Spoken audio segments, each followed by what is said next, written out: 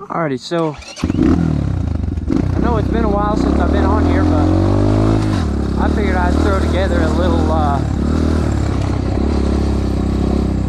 what's up, guys? I know it's been a while, but I figured I'd get on here.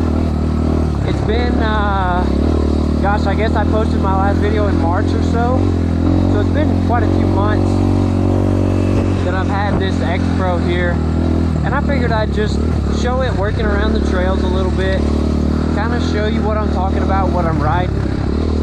This is really what I'm in right now. This is the majority of what I ride, just simple single track stuff. It's fun, it's flowy, you know, it's just kind of smooth. It's a good thing to do out on the weekend. But I just wanted to kind of talk through again some of the benefits and some of the downsides to this motorcycle, especially since that has changed a little bit over the last couple of months. Some things that have really jumped out to me over the past few months I'll get to talk about today.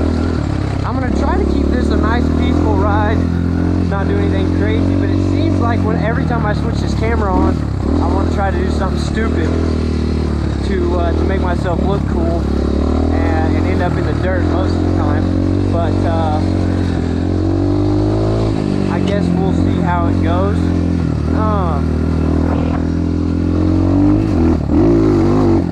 Like kind of like that, just start popping wheelies through stuff that I don't need to. And anyway, so a few things that I've noticed. I'm going to start with the downsides, or rather some of the a few of the things that I've noticed that haven't been so great about this bike.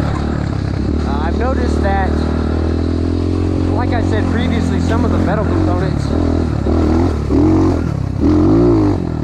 have really not held up very well. You can see I hope you can see, I recently broke my front brake lever off right there. I kind of just laid my bike over standing still, really. And I was right behind a guy. He touched his brakes when I didn't expect him to. And you know, so I kind of locked up the front. We were in some water. Long story short, I laid it over on that side and broke my front brake lever off. Now I will say that if you can see on this clutch lever here, there is actually a brake line where it's designed to break off, so that's good. I mean, I didn't totally lose my front brake, which is nice, but I did lose part of it, which kind of sucks, because I do occasionally like to get out there on the end and get that leverage. But all in all, because of the brake point, it didn't ruin my day. As a matter of fact, I've been riding on it for several months now, so it hasn't even really been that big of a deal. Another thing, recently I threw it on its side in some rocky stuff. I mean, pretty bad. It wasn't great, but I wasn't really going all that fast, so I didn't expect much of it. But I got up, and my swing arm had a big old dent in it that I thought that was awfully strange. I mean, it's not very common to bend your swing arm. I didn't think that was good, so I figured I'd mention that. I just got a whole bunch of thorns in my arm. I'm gonna stop up here in a second to get those out. Yeah. That actually leads a perfect segue into my swing arm being bent. If you can see it through all the wrong side, you can see it through all the mud. No, that wasn't the wrong side, was it? Where is it? There it is. So right there's a big rock mark, and it's kind of hard. I'd imagine it's probably hard to see on camera, but it's pretty dented up right there. So, you know, not the greatest, not a huge deal, but just kind of irritating. Like, hey, that's my swing arm. I kind of need that guy, so I'd rather not get it too torn up. I've also added some dents to my rear wheel and front wheel.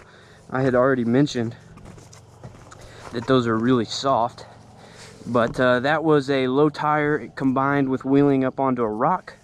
So probably would have bent most wheels. I wouldn't say that bad in most cases, but that one, it kind of got torn up pretty good. The front has got a few dents in it, nothing quite that serious, but you can definitely see spun my tire at some point, but don't worry about that. And that would probably be because of this dent, which may or may not have broken off my beadlock in there. I don't know really, but that's a big old sucker too. Starting to notice some plastic stuff for sure, like this is cracking. It's also supposed to be further down. This is broken. Just kind of little things that are starting to get on my nerves about this thing. The plastics, the wrap on the plastics is coming off, so that kind of stinks a little bit, but all in all, not a bad deal. Just kind of, you know, little things. I think about 6 months ago in that video that I made, I said I needed to change this chain, and it's getting out of control on me. I mean, that's horrendous.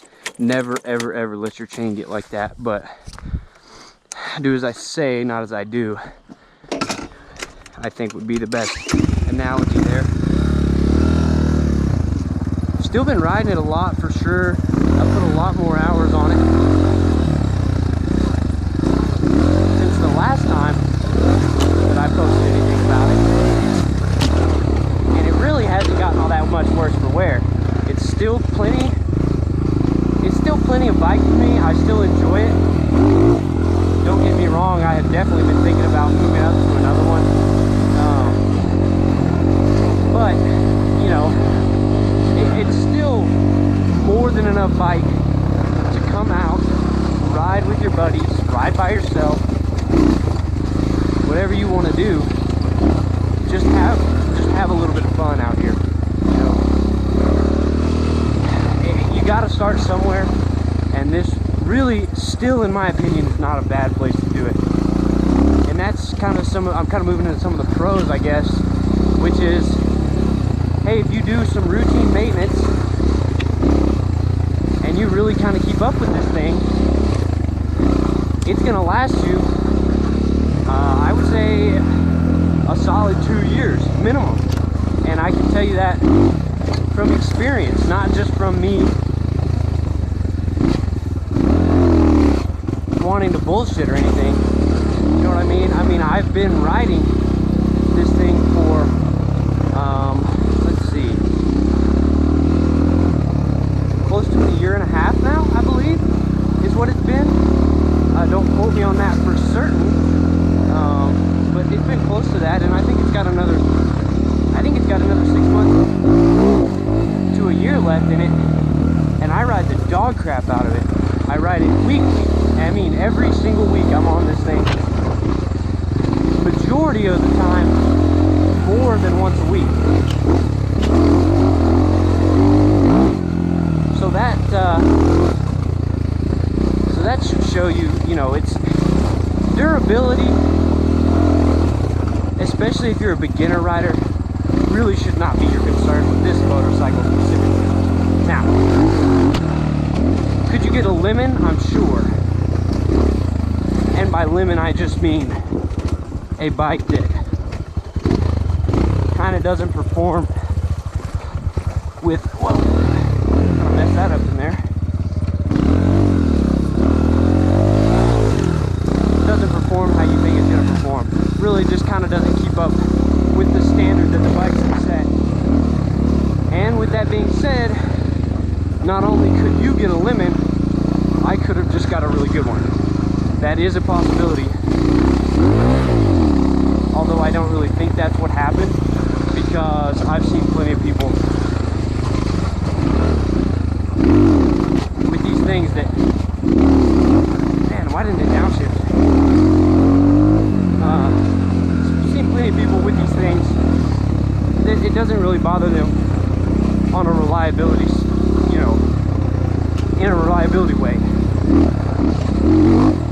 It's not gonna blow up in 6 weeks. It basically what I'm trying to say. Which is what a lot of people seem to think. Again, the price point is still very good. I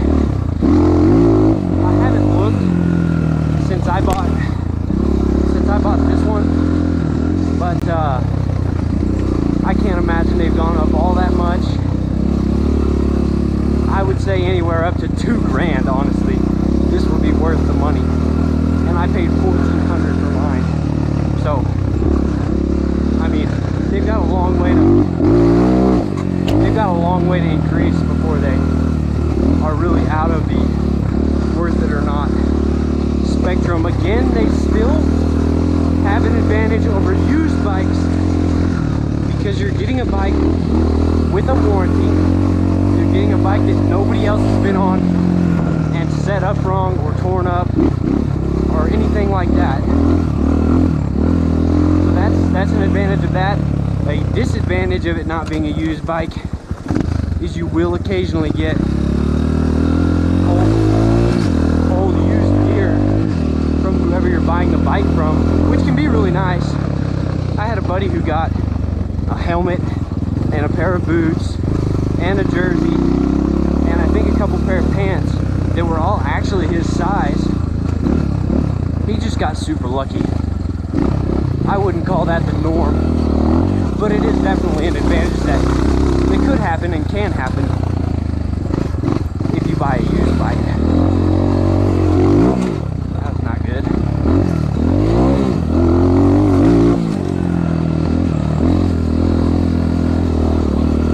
This bike will really do the majority of what people want it to do. And as you can tell, it's not in gear, and now it's dead.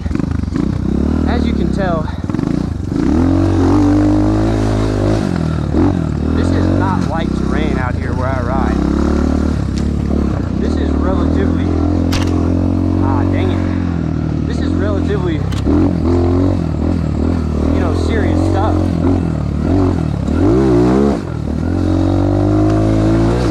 This isn't something that you'd want to bring your son's 85 out here and ride. I'll just say that much. There's definitely aspects of it that are extremely challenging, while for the most part it's not too bad. I would still really recommend this to anybody who's just starting to ride or who is shorter framed, like a female or a shorter guy that's looking for something with a low seat height. This has a low seat height. I think it's 2 or 3, maybe even 4 inches lower than, say, a Honda 250R. And that really makes a lot of difference when you're first getting started. Because I can just put my feet down. I mean, that's not challenging at all.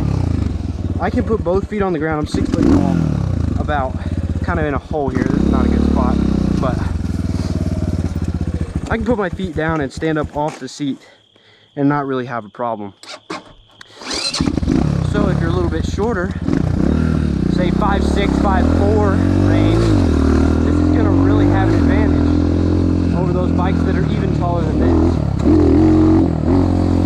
That's definitely something to consider, although Honda does make the 250L, I believe.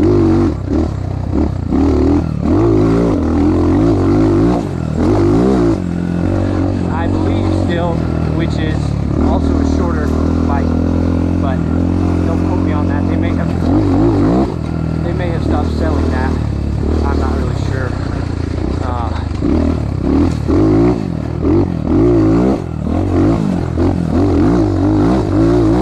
Kind of got a little crossways there in those whoops. That's okay. Worked out all right.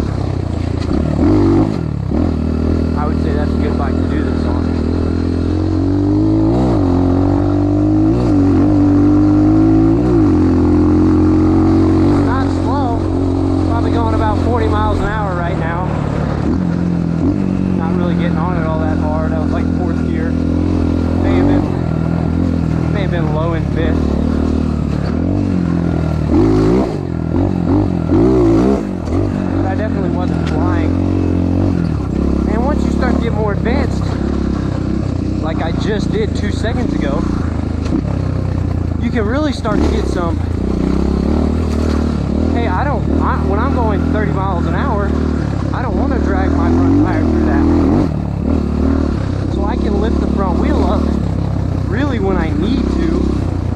Now, will this thing pop excellent wheelies? No, but if you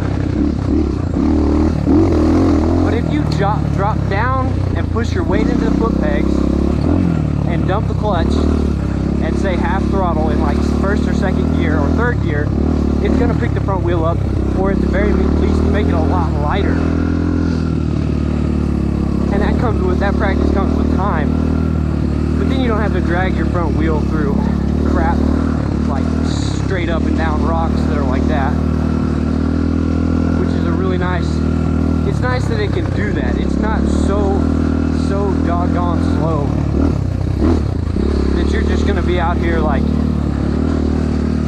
fighting to even get the front wheel up a little bit. Like this thing can wheelie through what you need it to wheelie through.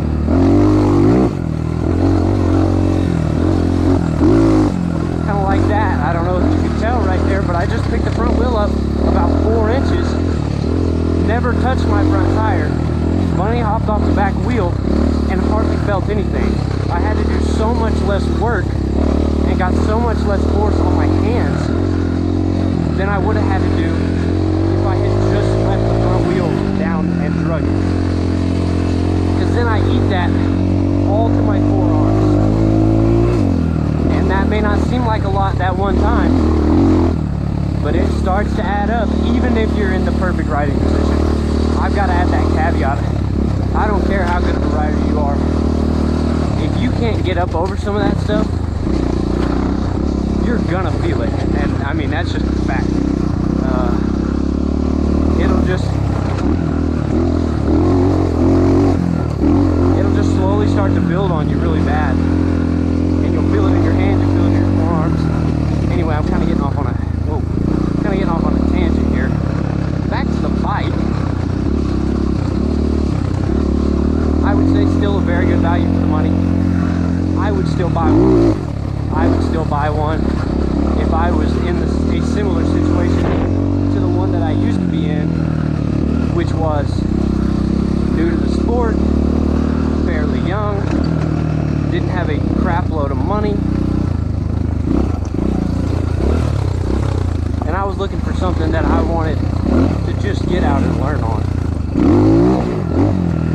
Kind of spun a little back tire there. I gave it a little more bounce through there. Would have been a little better for me, but that's okay.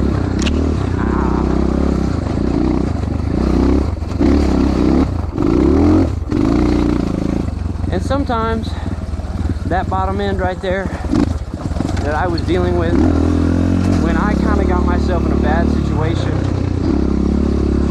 and I wish I could have powered through that a little harder.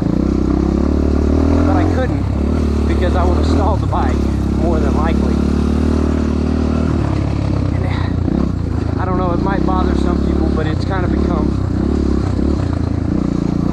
just something that you can deal with and something that you can manage by not allowing yourself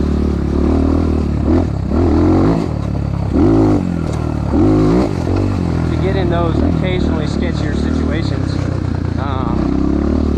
I just don't think it's that big of a deal. Definitely something an expert would notice for sure. When they're 450, you could probably wheelie up that hill without ever having to drop a gear. This bike can't, and some people would notice that, which is why I wouldn't recommend it to someone who's super experienced and has a ton of time on bikes. Ridden something that's more powerful than this for a long time, I'm talking like consistently for a year or two, then you're definitely going to notice the difference between this bike and some other bike that is much more powerful. I'm really wishing that I had brought one of my buddies out here on their 250s well these bikes really can keep up with a more powerful 250R or something like that. It's not all about power in these trails. It's a lot more about technique. It's a lot more about the way you ride and how you can manage. It's a nasty hole. And how well you can manage what you yourself are doing on your motorcycle. I could probably keep up with a 250 on let's say I could probably keep up with a bad 250 rider on a, let's say, a 140. I could probably keep up. And that's not to brag on me, that's just the fact of life. If you're not a good rider, it doesn't really make a difference what you're on, in all reality. But anyway,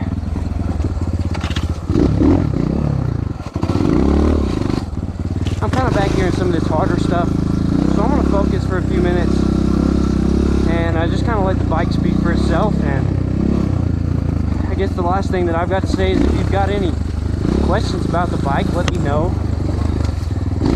If you want to see me do anything with the bike, let me know. I'd be happy to, you know, kind of, people talking about maybe hill climbs or something like that. You know, kind of what that would look like on this motorcycle.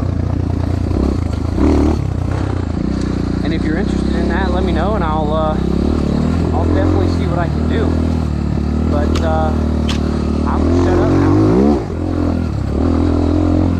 and thank y'all for watching.